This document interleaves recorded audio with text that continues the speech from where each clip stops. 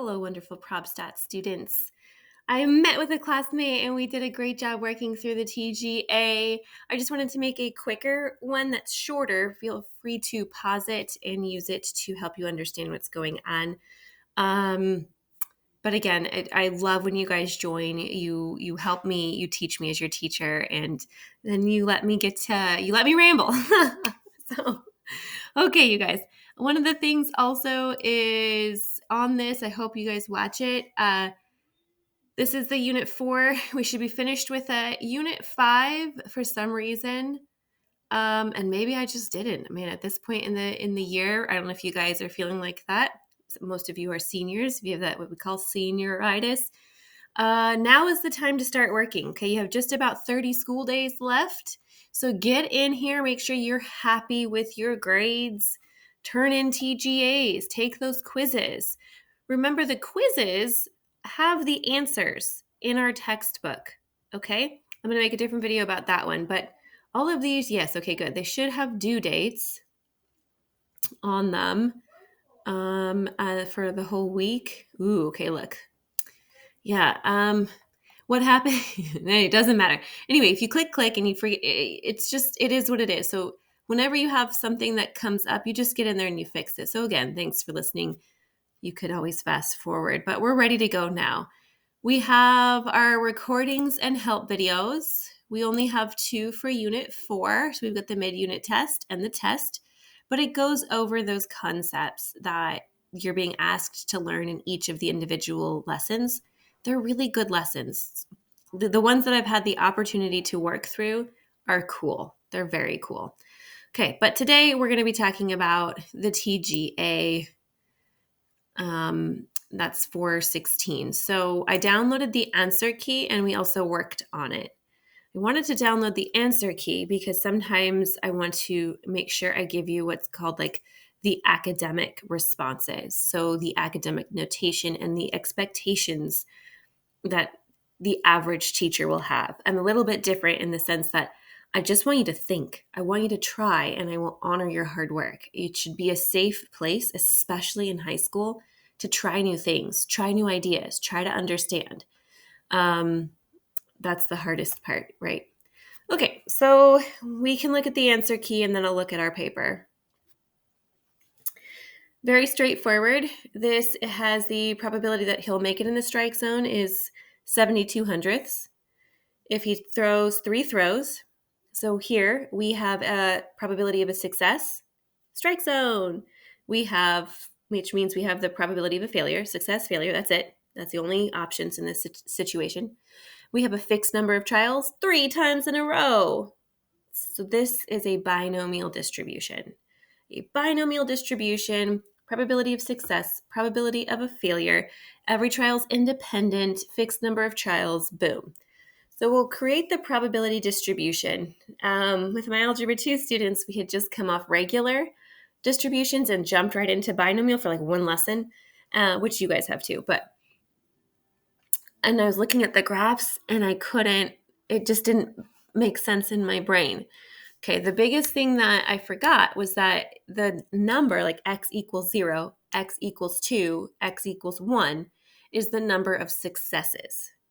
So if we did 2 trials, we could either have 0 strike zones, 1 strike zone, or 2 strike zones. We're going to do 3 trials, so we could also have 3 successes. When that happens, whatever your situation is, you create a distribution using the probabilities, and you're going to multiply them. Some you'll add, but here's why we'll add. Let's think about it. One of the first is that you don't make it in the strike zone at all. So that's a probability that you failed, and you failed again, and you failed again. Make sense? So whenever you want to find the probability of a failure, it's always 1 minus the probability of a success, right here. Okay, right there. There. Then, probability that you fail. Oh, they put it inside. That's nice of them. So 0.28 times 0.28 times 0.28. We're rounding to the 3rd decimal place, the 1,000th place. What's the probability that you get 1? Succeed on the first throw, fail. Or you could fail, then succeed, then fail. Or you could fail. You could fail and you're like, oh man, third time, succeed. Right? Does that make sense? So now because this is an or, remember with probabilities there's an or, we add them. So one situation is that we succeed first and then fail, fail. Or we could fail, succeed, fail. Or we could fail, fail, succeed. So the ors of the independent trials, but the probability of the or, so you're adding, right? We're adding. There's no overlap. There's no real overlap.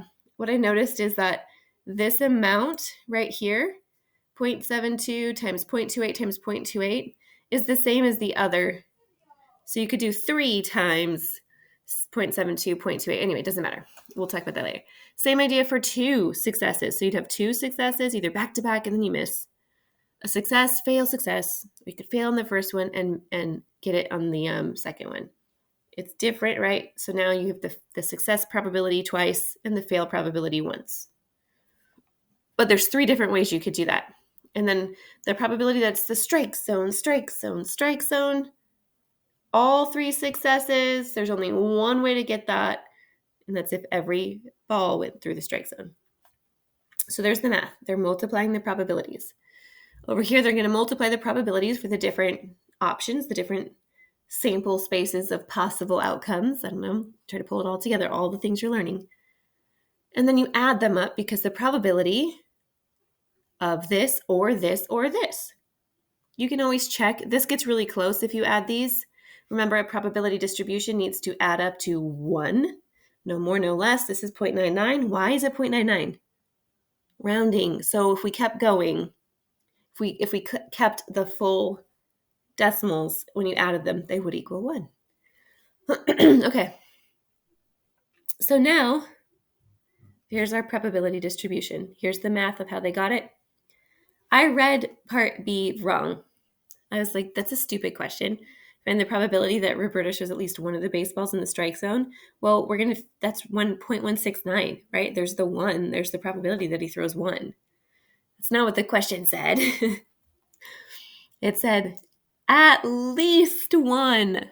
At least 1. This was a reading problem. But I knew that I was off this morning, so I got this answer key out for the classmate who joined me just to make sure we did this correctly. I had the answer key. I don't really care about the answers. I do care about the answers, but I want to make sure we think about it. What's happening here? What are they asking us to do? It's Friday before testing week. We've only got 30 days left of school. Let's just see what the answer is and talk about it. No, but seriously, how they got the answer, understanding that part is more important than here. I can copy this. Let me take a screenshot. All right, I'm done. Here, turn it in. Okay. What we did here, does this x greater than or equal to 1? This is, remember, the random variable x. So this is asking, what is the probability that Roberto throws at least 1 strike? Well, that's going to be the probability that he throws only 1 strike, plus the probability that he throws 2 strikes, plus the probability that he shows 3 strikes. Okay, because each of those events for a random variable satisfy the condition of at least 1.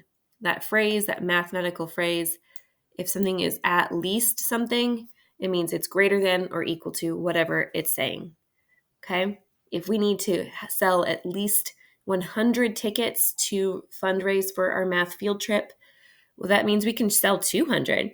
We can sell 201. We can sell 101. We can sell exactly 100. But all of those values satisfy and for that statement. So that's just an inequality statement. In probabilities, you're limited, right? You have a fixed number of trials, so you're not going to go up to infinity yet.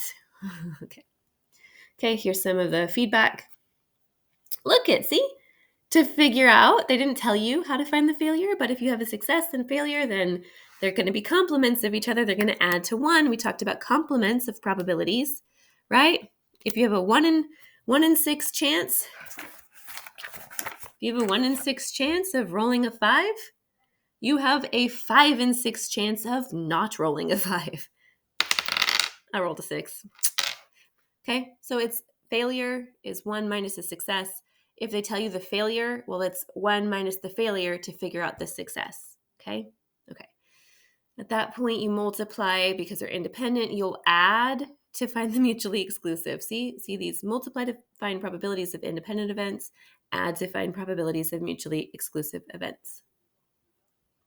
X1 and X2 involve adding probabilities because there's different ways to have one success or two success. Okay.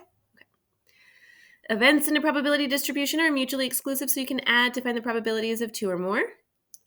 The event of throwing at least one, here we go, is made up of the events of throwing exactly one, exactly two, and exactly three. That's where it satisfies for that at least one.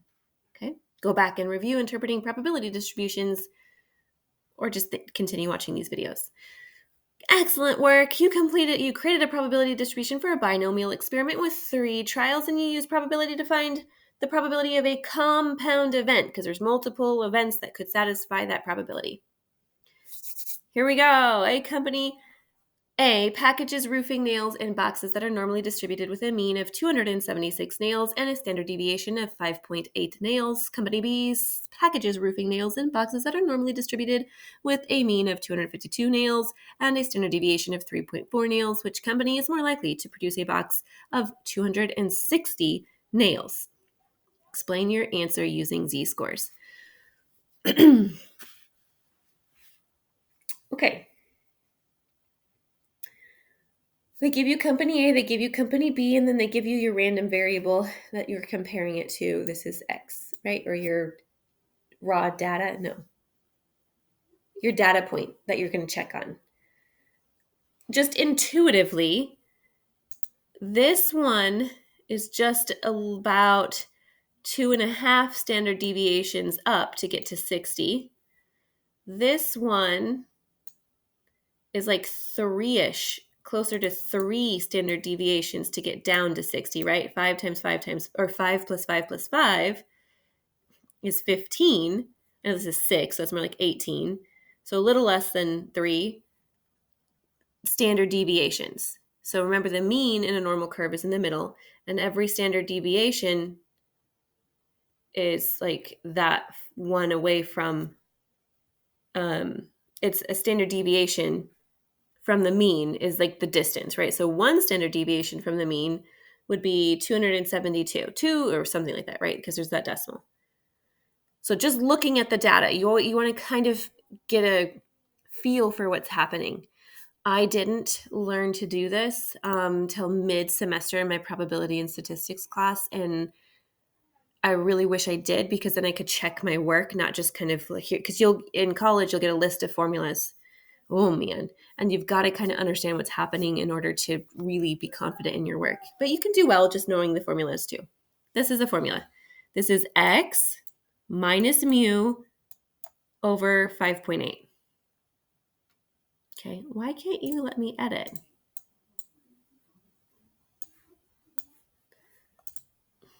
Whatever. Okay, that's fine. Let's scroll down. Okay, let's keep talking about it.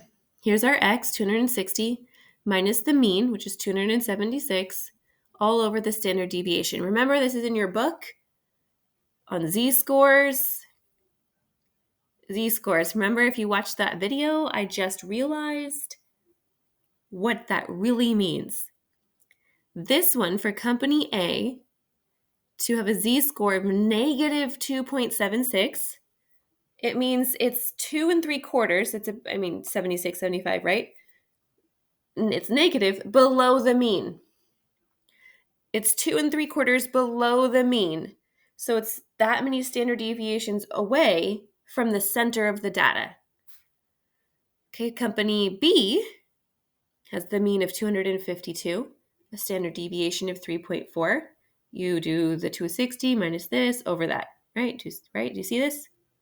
Here's what it equals. That means to get to 260, it would be 2.3 standard deviations above their average box of nails. Okay, so when we take data, there's a spread. We talk about spread, like range, quartiles, now standard deviation, variance, those type of ideas. They tell you the spread of your data. Okay, when we think about this, we're going to start thinking about confidence intervals. So it's about 2 standard deviations away. When it's about 2 standard deviations away, we can say about 95% of our data is in here. Now, this one is just kind of saying because the z-score is closer to the center, closer to 0, because on a normal curve, the mean is 0 and the standard deviation is 1. On a normal curve, like a normal curve, not a normal curve, like I'm a normal person, whatever. A normal curve is a specific concept, right? It's that bell-shaped curve that has this property. The mean is 0 and the standard deviations are 1. Okay? On a normal curve, because the mean is 0, the closer you are to the mean is more likely what we would expect our outcome to be. So if you're closer to the mean, meaning your z-score is closer, the absolute value of your z-score is closer to 0, that means you're more likely then if you start to compare it to somebody else. That's it. So let's see. The z-score closer to 0 is more likely to happen because 0 corresponds to the mean. 2.35 is closer to 0 than negative 2.76. Draw a number line if ever you're confused, just to kind of see the distance to 0 is the definition of absolute value. The company B is more likely to produce a box of 260 roofing nails. That makes sense to me only because their original, what we would expect to find in their boxes, is way closer to, it's closer to 60 already than 276. And this is the hard part, this is the important part, their standard deviation is smaller, which means their spread, their full range is going to be smaller, right? There's a less change. The data points, all of their boxes are closer to 252 than the 276 nails. That's saying that, hey, the average distance, the average difference is about 5 nails. If we want to say, hey, we sell 275 nails per box, that company has the average difference of sometimes 5 more or 5 less. That's kind of what the standard deviation is, okay? Or it is exactly. I have the formal definitions, which is why we're reading this, okay? 252, if your box, if this is a company that's like, we have 250 nails in our box, but their average is 252, that means the likelihood that you'll get 255 or 249, right? Because it's about 3 nails per box, give or take, is within one standard deviation. But anyway, they're much closer. When your standard deviation is smaller, it means your data is closer together. If you have a bigger standard deviation, it means your data is spread apart. So you have a wider variation in your data. Okay, to convert, that's fine. That's just the formula. Okay. Closer to the mean means more likely to occur than farther from its mean. Okay. That's it. All right. Thanks for watching. I'm sorry for rambling, and you can always pause, skip forward, reach out to me for help. Join those Class Connect texts, everything. It's finished strong. Okay, friends? All right. Thanks for watching. Boop.